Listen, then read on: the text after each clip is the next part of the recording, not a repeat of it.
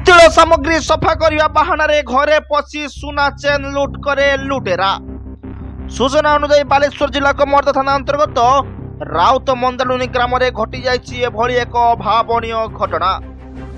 राउत मंदालुनी ग्राम मनोरंजन जेना घर दुई जन युवक बाइक रे आसी पितुल सामग्री सफा करिबा बोली कहिथिले एवं सेही बाहाना घर मध्य पशि जाइथिले।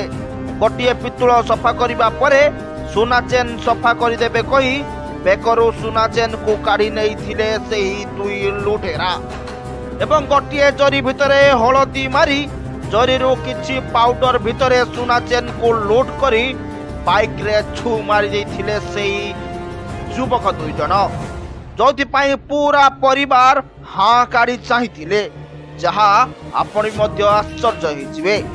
ब्यूरो रिपोर्ट कर्तव्य लाइव।